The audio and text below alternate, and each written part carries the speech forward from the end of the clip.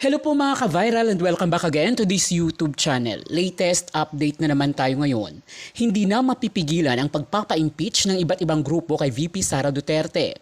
Tatlong magkakasunod na articles of impeachment ang ipinasa ng grupong Akbayan, Magdalo, Makabayan Black at iba pa ng mga kasong plunder, bribery, malversation, grave threat at iba pa kaugnay sa hindi maipaliwanag na paggamit ng kanyang confidential funds noong DepEd Secretary pa ito.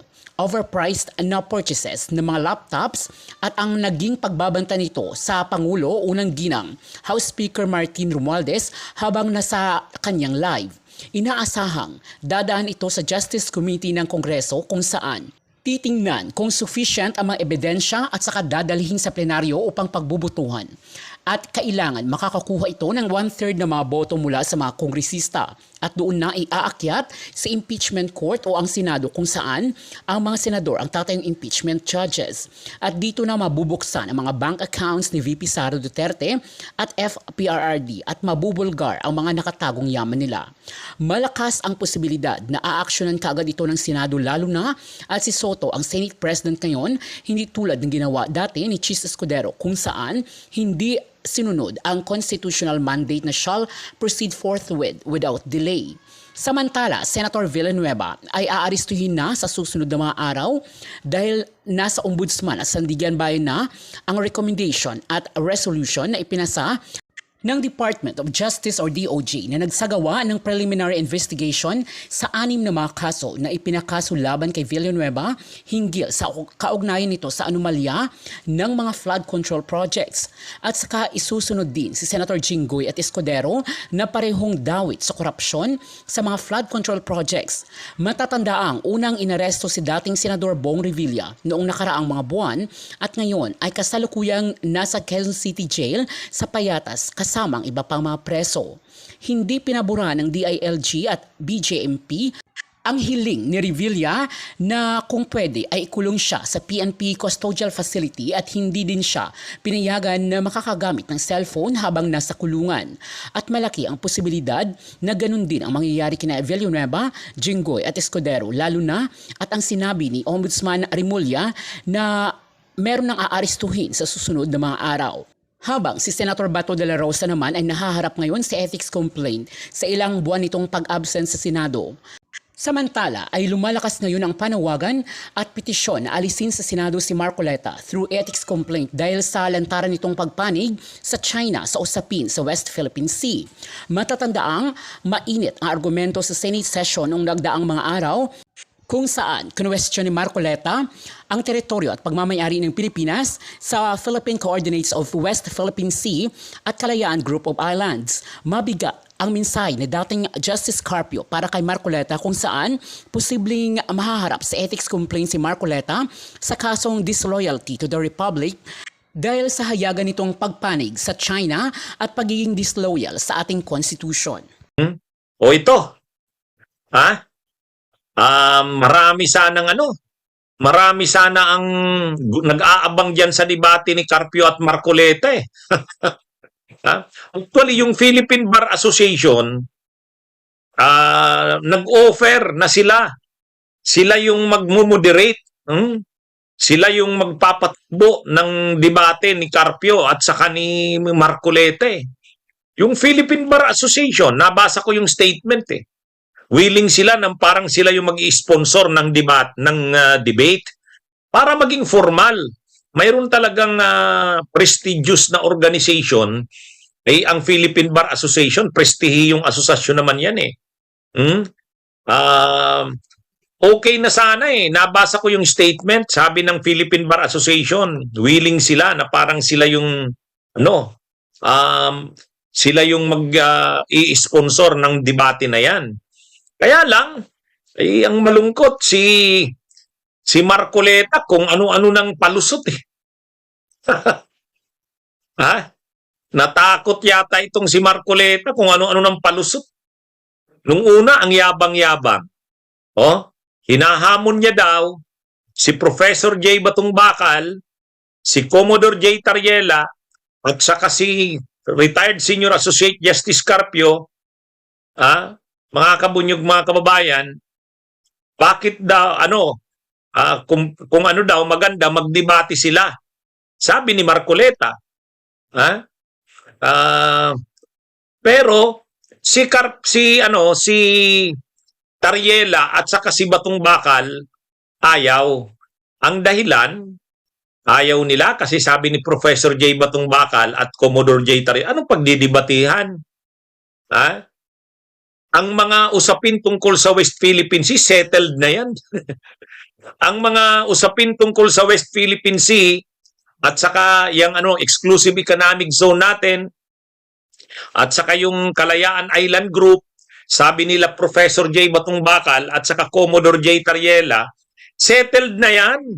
Nasa constitution natin yan, nasa mga batas natin yan, nasa desisyon yan ng arbitral ruling ng Permanent Court of Arbitration sa The Hague.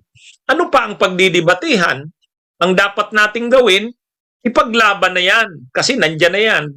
Kaya ayaw ni Professor J. Batong Bakal at ni Commodore J. Tariela. Pero si Retired Senior Associate Justice Carpio, sabi niya, para ma-educate si Marcoleta, sige, ina-accept ko ang challenge ni Marcoleta. Sabi ni Carpio, pero may binigay si Retired Senior Associate Justice Carpio na paglilinaw. Sabi niya, kung magdidebate kami ni Marcoleta, ito yung sabi ni Carpio kung magdidebate daw sila ni Marcoleta, dalawang issues ang doon tatakbo o iikot ang debate sa dalawang main issues. Ang una, ang West Philippine Sea nga ba ay imbento lang natin o mayroon nasa atin na ba yan ng mga batas? Yan mga kabunyog, mga kababayan. Pangalawa, ang Kalayaan Island Group nga ba ay bahagi ng teritoryo ng Pilipinas, ng West Philippine Sea? Yan. Yan yung Kaya lang, sabi ni Marcoleta, kung magdidebate daw, wala daw na limit. Walang limitation. Wala daw na dalawang issue lang ang pagdidebatehan. Wala. Kahit ano daw ang pwedeng makover ng debate. Kumbaga, kung saan dalhin ang debate, yun ang gusto ni Marcoleta. Mga kabunyog, mga kababayan. Hindi naman pwede yung debate na walang direksyon. Siyempre, ang debate kinakailangang may direksyon. Hindi naman sila mga magdidebate na mga sakanto lang. Hindi naman sila mga tambay na magdidebate. Retired Associate Justice yan ng Korte Suprema. Dating Senior Associate Justice. Makikipagdebate ba yan na parang ang debate lang ng dating daan at saka ng Iglesia ni Cristo? Mukhang sanay ito si Marcoleta sa debate ng dating daan at ng Iglesia ni Cristo. Walang patutunguhan. Kaya sabi ni Carpio, ay hindi naman pwedeng walang limit yung debate. Hindi naman pwedeng walang limit. Ibig sabihin, walang malinaw na issue. Ano bang pagdidebatihan? Kaya mga kabunyog, mga kababayan, mukhang, ewan ko kung matutuloy pa yan. Sayang nga Nabasa ko sana yung statement nabasa ko yung statement ng Philippine Bar Association. Sabi ng Philippine Bar Association, willing sila na mag-host. Sila ang mag-host, silang mag-moderate. Sayang din Kaya lang, wala. Sa tingin ko, natakot itong si Marcoleta.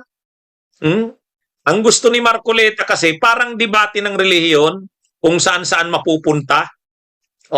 Ay wala naman, hindi naman maganda yon. Saka insulto naman yun kay Retired Senior Associate Justice Carpio. Siyempre, retired justice ka. Hindi ka naman makikipagdebate na para lang kayong mga tambay na nagdidiskusyon. Actually, kaya nga sabi actually si Senador Ping Lacson, ayaw niya rin ng debate na yan. Sabi ni Senador Ping Lacson, wag na. Kaya lang, siyempre, si Carpio, ang gusto niya, sabi niya, mabuti na yan, ipakita natin sa ating mga kababayan na ang totoo talaga, wala naman dapat ng pagdebatehan. Kaya lang, sabi niya, kung gusto ni Marcoleta ng debate, okay. Pero hindi yung debate na walang direksyon. Dapat mayroong malinaw na issues. Ano ba ang pagdidebatehan? Oh, kaya lang si Marcoleta, dapat daw walang limitation ang debate. Ay, ano yan eh. Yan naman kasi ang ugali talaga ni Marcoleta eh. Ang gusto niya ng debate, ano? Ang gusto niya ng debate, parang debating tambay. Parang debate ng mga relihiyon. Ang debate ng mga relihiyon, wala talagang patutunguhan yun. Ha? Oh, magdidebate, dating daan versus Iglesia ni Cristo. may nananalo ba sa debate ng Iglesia ni Cristo at dating daan? Wala. Ha? Payabangan lang, pagalingan. Hindi naman yun. Hindi naman makikidebate si retired senior associate Justice Carpio ng payabangan. Parang maghahambugan lang. Hindi. Kaya ngayon mga kabunyog, mga kababayan, ang ano dito, ang ano dito, parang hindi na matutuloy yan. Kasi pag sabi ni Marcoleta na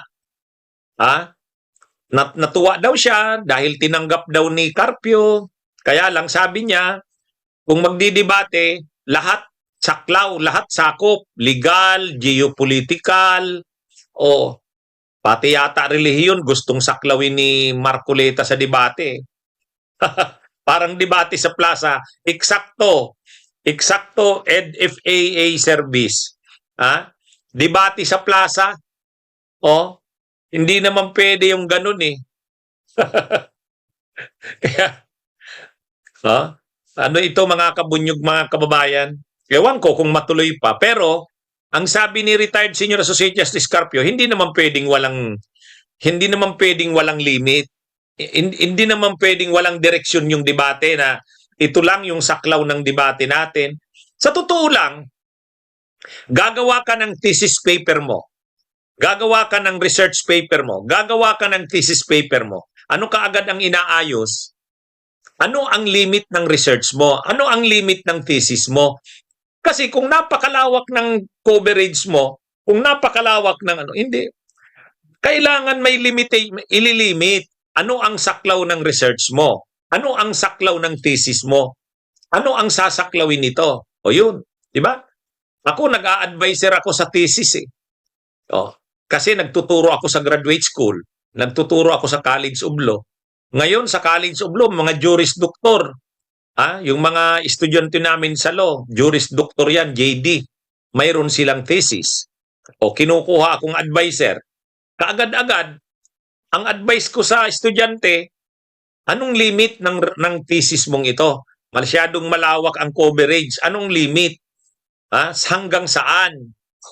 Ganun yan. Kahit sa korte.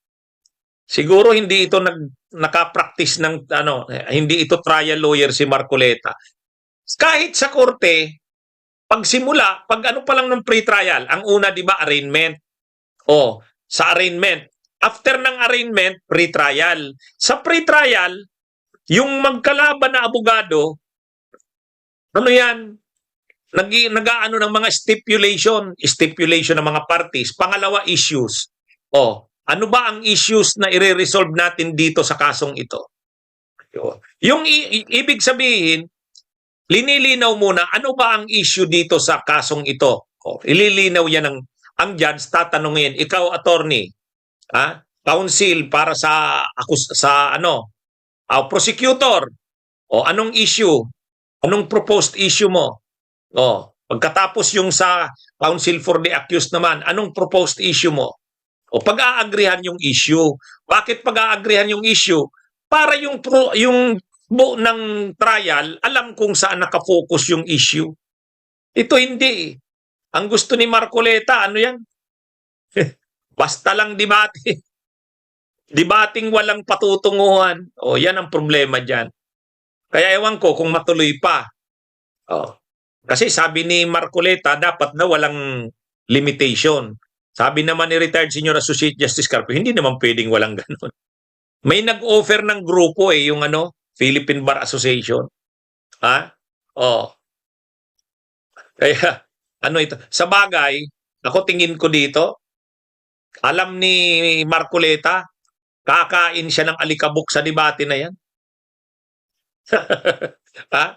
Ito namang si Argo. Argo, ha? Para kang tanga, Argo. Oh, patawagin na kitang tanga. Paano mo masabing umatras si Carpio? Tinanggap niya nga ang amo ni Marcoleta. Kaya lang, ano ang ano ni Marcoleta? Wala daw limit yung debate. Pwede ba yun? Ang tanga mo naman, Argo. Habang tumatagal, itong si Argo, nawawala ang respeto ko sa taong ito. Ha? Saan ka nakakita ng debate na walang malinaw na limitation? Ano ba tong debating to? Tungkol saan? 'Di ba? Kahit mga debate sa eskwelahan, may malinaw na issue, 'di ba? Pwede ba 'yun? O unang-una, justice 'yan makikidebate. Ha? Senador si Marcoleta, tapos ang gusto ni Marcoleta ang debate sa plaza. Anong klase 'yan? Ha? Yan yung problema sa mga ganyan. Kaya wala. Oh, walang ano ito. Ano yan? Sayang. Ano sana si Carpio, matyaga sana eh. Sabi ni Carpio, okay ako, bibigyan ko yan ng sige, okay ako sa debate.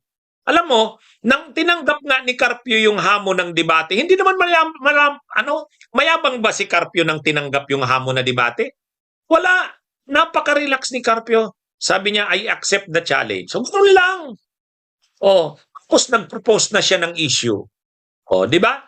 Sabi niya, okay, I accept the challenge. Ganito yung nakikita kong issues na pwedeng... Bakit yun ang issue na gusto ni Carpio na pagdebatehan? Yun naman kasi ang paulit-ulit si Marcoleta eh, di ba? Ano ba yung mga sinasabi ni Marcoleta?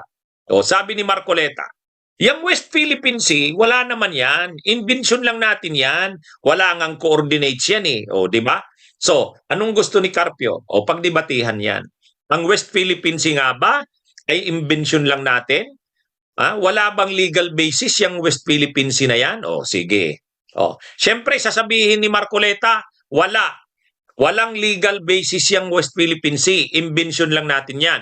Syempre, ang sasabihin naman ni Carpio, mayroon yan. O, di ba? Yun yung unang issue. Ang pangalawa, yan bang Kalayaan Island Group ay part ng West Philippine Sea? O, teritoryo ba natin yan kahit nasa labas na ng exclusive economic zone? O, ano ang kay Marcoleta na stand?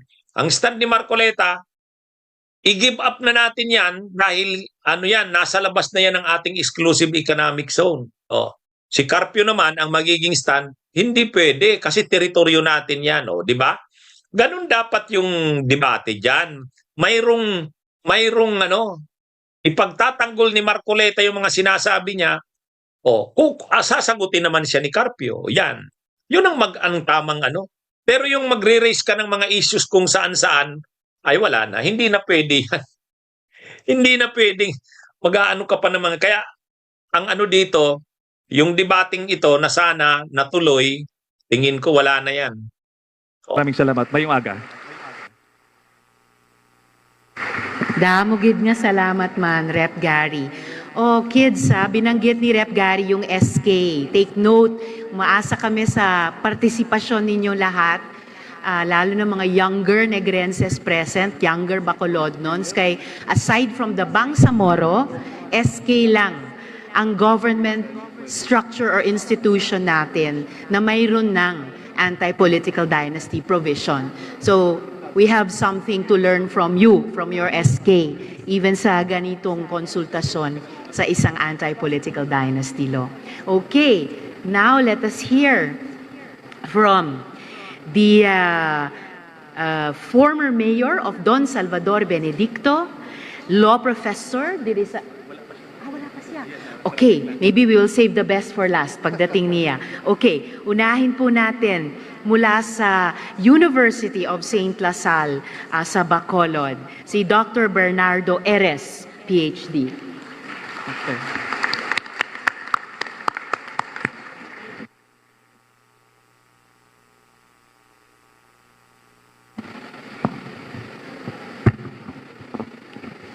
To our honorable guests, Senator Riza Hontiveros and Senate Secretariat, my fellow panel members of the panel, the school administrators of this university, friends of Senator Riza Hontiveros, the participants, students, and organizers of this forum.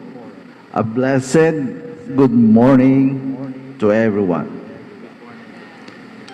I'll go straight to my reaction. The anti-political dynasty bill raises a fundamental moral question. Who truly owns political power? Is it the people, or it belongs only to political families? At its heart, this proposed legislation is not simply about restricting relatives for running for office. It is about addressing the concentration of power that gradually transforms public service into inherited privilege.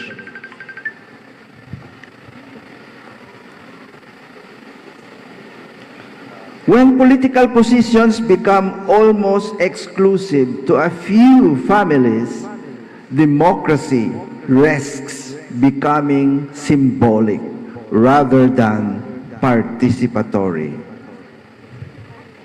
From the perspective of social ethics and Catholic social teachings, because this is where I am coming from, this touches directly on the principles of the common good, human dignity, and participation.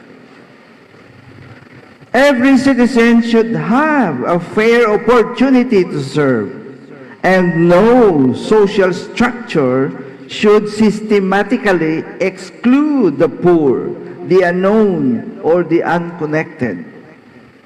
At the same time, we must be fair and balanced. Not all political families govern poorly. Some have genuinely served with competence and integrity. Moreover, we must guard against reforms that unintentionally restrict people's freedom to choose their leaders. Therefore, the ethical task before us is not to punish families, but to correct a system that allows excessive concentration of opportunity and influence. My hope and prayer that this bill will be accompanied by a strong political party reforms, transparency mechanisms, and leadership development programs, so that new leaders, especially from marginalized communities, can truly emerge. Ultimately, democracy flourishes not when power circulates within bloodlines, but when leadership becomes accessible to all who are capable and willing to serve. That's for the reading of my reaction, Your Honor. Thank you, and good morning. Salamat, Dr. Eres. Ang ganda po yung paalala nila na this is also about ethics. This is about the common good. This is even about yung tinuturo ng iba't ibang mga pananampalataya, including Catholic social teaching. So, damo gid nga salamat. Now, we will hear from Nakakatuwa. Dating mayor ng Don Salvador Benedicto, law professor diri sa Negros Occidental, University of Negros Occidental, Recoletos, UNOR, Attorney Jose Max Ortiz.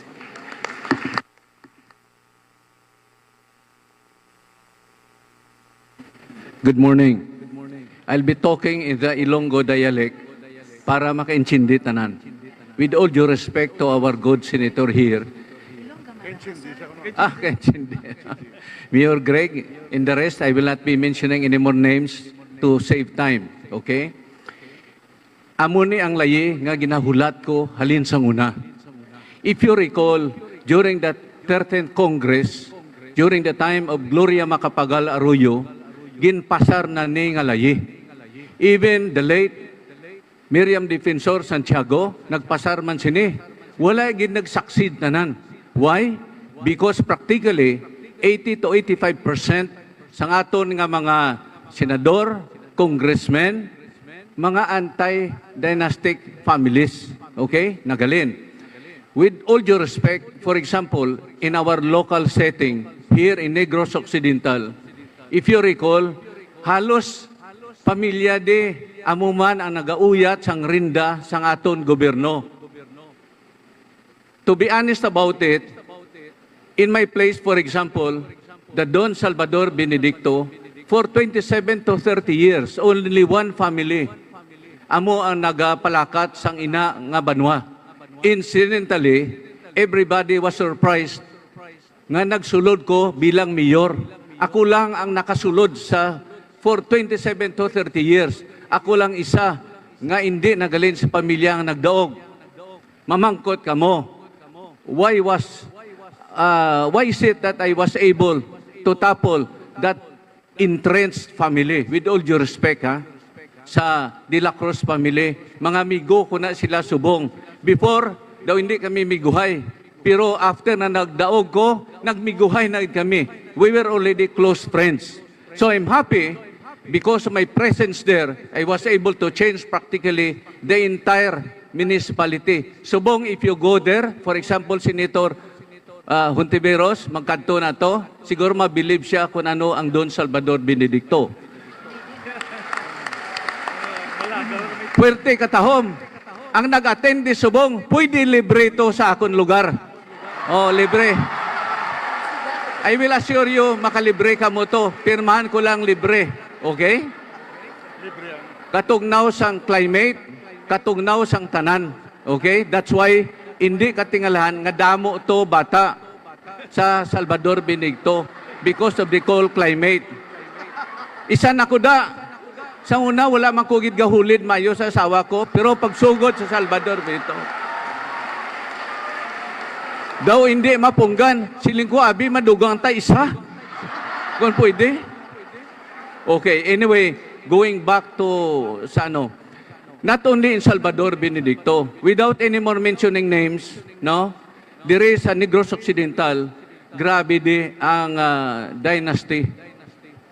Wala na opportunity ang iban nga kuntani mentally kag physically tanan politically capable incidentally because of this dynasty medyo mabulubudlay. There is the so-called monopoly of power already. And because of that, ato ang may talented nga iban, why na tsansa? Secondly, aside from that political dynasty, the problem is with the Filipino people, not only in Negros Occidental, is money talks. Okay? Money talks. That's why, when I was running dito man Salvador, siling ko sa ila, o anong gusto nyo? Ang dating daan o ang bagong daan? Ang sabat, 5 daan. Di, why tamay mo? Why tamay mo? That's why I told myself, ningko kung amo malang niya ang environment dire not only in sa ibang lugar kundi especially in Negros Occidental, niko hindi ko ya mang-intra pamulitika, especially kung kwarta ang basis ang daganay dire. But I'm happy there is one in Silay City in the person of Mayor Galigo. Without money, he was able to win that election. I think this is an eye-opener already. Not only that, sa iban man nga lugar, but this Silay City is a model nga city because here is one, without money, why man siya sang kunano da, pero nagdaog pa. That's why I really salute the people of Silay. So kung mahimo tana sa iban nga lugar, nga abi hindi ta mahimo, even without this anti-political dynasty. But it's good that we have here our senator nga nagaduso gid sini. It's now high time nga dapat dulaon tani. I for one, I'm sure Mayor Greg Asataya kag iban diri nga mga local officials naton iduso tani. We are happy that because of this flood control issue, nagsulod ang anti-dynasty. Even Sandro Marcos nag-agree pa. Bisan ang aton nga Speaker of the House nag-agree pa. Imagine, because of this flood control. This is already, to me, this is the catalyst nga naghimo ni Subong. That's why I'm talking to you here, my personal gratitude for people who are campaigning for this anti-political dynasty bill. Dugay na ni. There were already about 8 bills passed in Congress. Why gid? But this time, with the help here of our good senator, I am confident nga ini siya mapasa rini. So talking about the anti-political dynasty bill, kung ano man na siya, kung second degree or third degree, that's already the work of these people here. We are campaigning here. Ang importante, kamo nga mga estudyante, kang nagpamati di Subong, we urge you, we encourage you to influence also other youngsters, especially sa inyong mga professors sila nga